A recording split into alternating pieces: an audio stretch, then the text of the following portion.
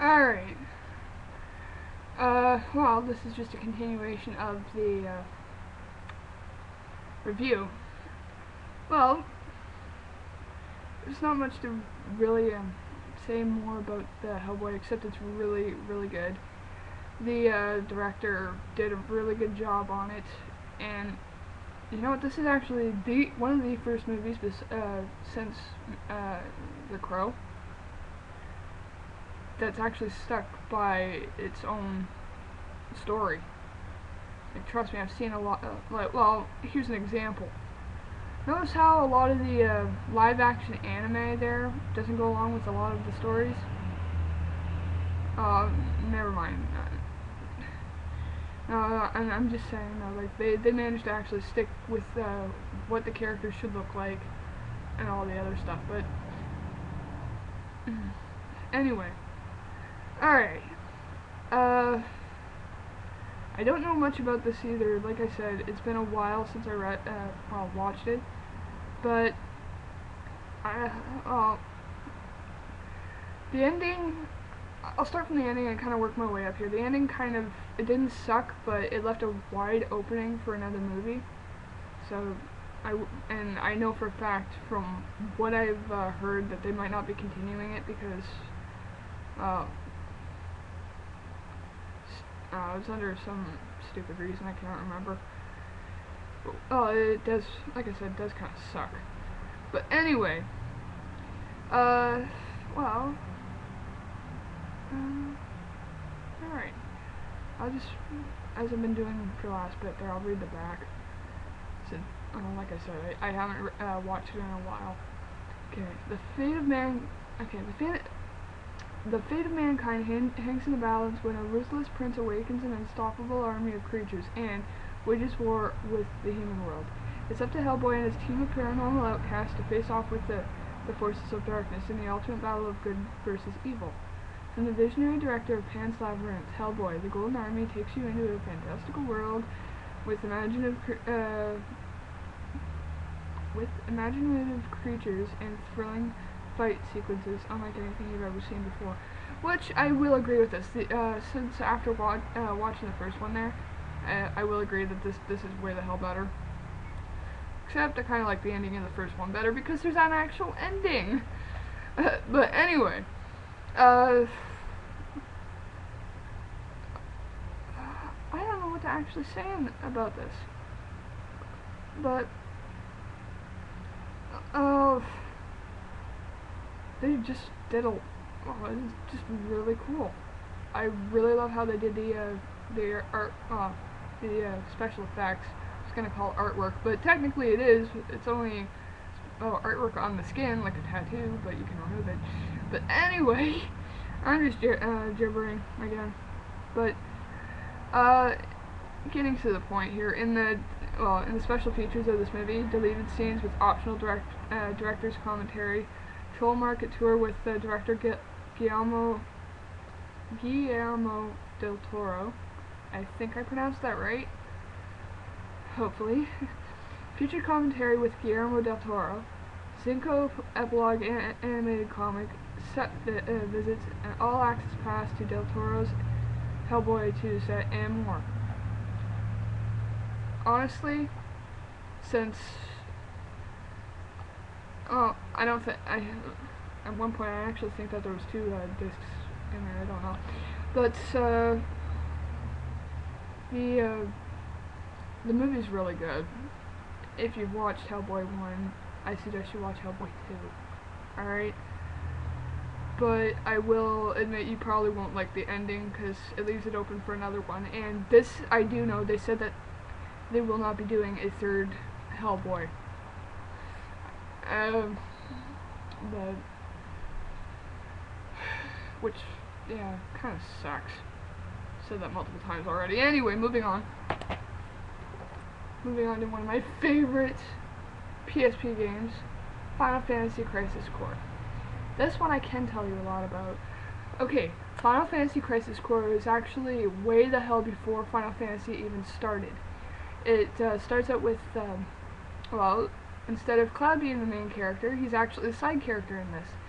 This starts out with Zack Fair. Yeah, it's Zach Fair. I was thinking of Cloud there for a second. Duh. Anyway, it starts out from his journey from being a second-class soldier to a first-class, and, well, his untimely demise at the end. Come on, I know it sounds like I'm ruining it, but we all know what happens. I don't know if you haven't even played Final Fantasy. No. Oh, let's put it this way. You basically find out that he does die because, well, one, he's not in Final Fantasy VII, and two, each time you play the game, you're liable to notice this, but they have Cloud has flashbacks where Zack gets shot up by Soldier, or yeah, it's Soldier, I think. Well, anyway, well, this one here, this is actually kind of awkward because when I was playing the game, you actually work alongside Sephiroth, the guy who's been a big pain in the ass since the beginning. I mean, like, I'm talking about through Final Fantasy all the way through from Kingdom Hearts to Final Fantasy Decia. Like, he's a royal pain in the ass, but holy crap, you actually work with him. He's nice. He doesn't want to kill you until the very end. But seriously, it's a complete mind screwer. Well, actually, bringing that topic up, this is, besides Zack's story, this is also the story of how Sephiroth lost his mind. And, well, wouldn't you if you found your mother floating in a freaking tank and being, experimented on? I would. I'd also be freaking out if I found out if I was a test tube baby. Which, that's another reason why Sephiroth has gone nuts, besides the fact that they were using his mother for a test subject. Anyway, though, hopefully that is hopefully you guys actually got what I said about this. And holy crap, notice how I'm not looking at the back here for a cheat script. This I just happen to remember a lot about Final Fantasy, and I will tell you though, at the very end, when I was playing this, I almost cried my eyes out. Very first game that's ever made me sad. I actually had to kind of sit it down for a sec. Well, Zack is kind of reminiscing about his life there. Just wow. But no, it's just one thing that actually the one thing that made me really start crying a little bit there is because through one part of the game, he right after his best friend dies, and I'm not talking about Cloud because, well, he wouldn't be in the second game if he was dead. But no, there's basically in the beginning there, before Zack, like, they're talking about the first class soldiers, Sephiroth, Angeal, and oh my god, Genesis. Well, Angeal is Zack's friend and mentor, who basically gets killed. He ends up being an experiment for the genome. Sorry, my nose got stuck, but he ends up being an experiment for the geostigma. Wow, this one sounds familiar, doesn't it? Anyway, well, it backfires. It also backfires on Genesis, which you'll find out in the game. He ends up dying there in Zack's arms, and the one thing that I kind of remembered near the end of the game there is what Zack said after Angeal dies. He keeps saying he wants those wings too, and at the very end he dies there, and Angeal comes down and basically pulls him up. Like, Zack ends up getting his wish, but not the way that he kind of wanted it. But anyway,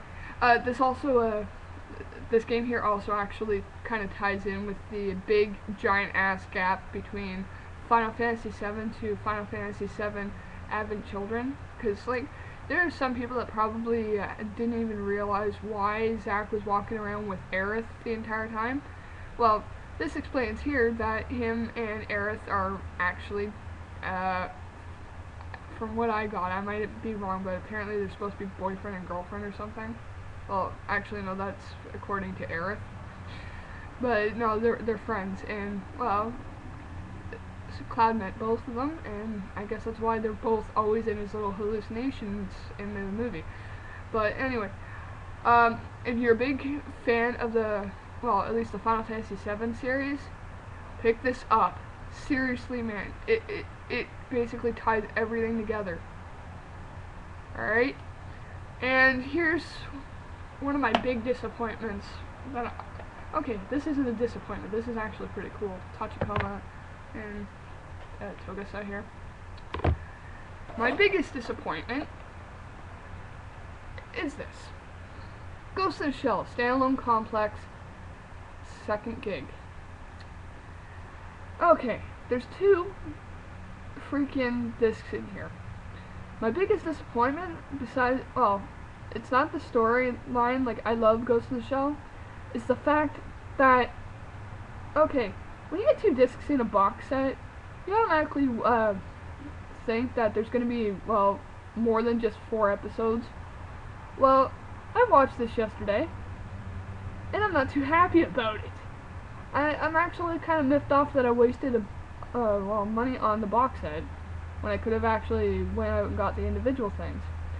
Well, for this one here, getting to the point, I watched the 4 episodes, and it leaves a giant opening at the end there. Then, thinking that there's more episodes on the next disc, well, I was wrong. Seriously. And I'm sorry for sounding annoying there, but it's the same damn episode I just finished watching. Okay, I got this for half price over at my local Blockbuster, which just kind of closed down. Well, anyway, it was worth the money there, because 50% off of $43, it's worth it. But if I had to buy it for $43, I would not have done it. Seriously. I'm not really happy about it. But, anyway, I'm gonna turn it around. Oh, that didn't even help. Well, okay, basically,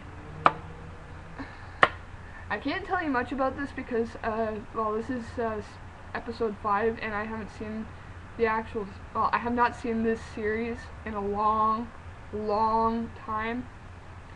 But, basically where it leaves off, well, from when I got the general gist of this, they're looking for this one guy that kind of resembles not only, I guess, history's dictators, but,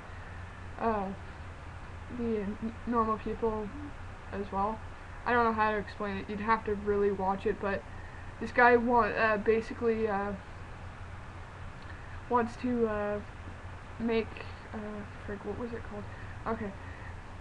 He wants to go to the prime minister or the governor of, I think it was, I forget what district it was, but he plans on taking some sort of bomb or something up there to persuade them into making the Dejima section, or the district, into their own private country.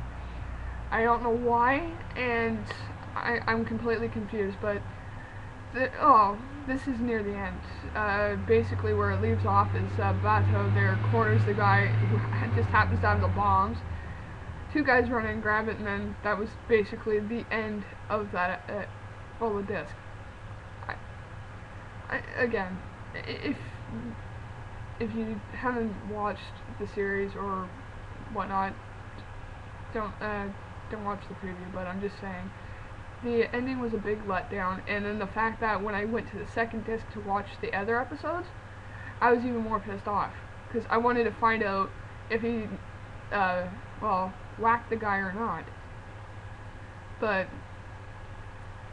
I won't know until I find out, until I buy the next box set or the next disc. But again, though, I will say I do like the first standalone series. That I do actually remember a bit of there, where they were going after the Laughing Man.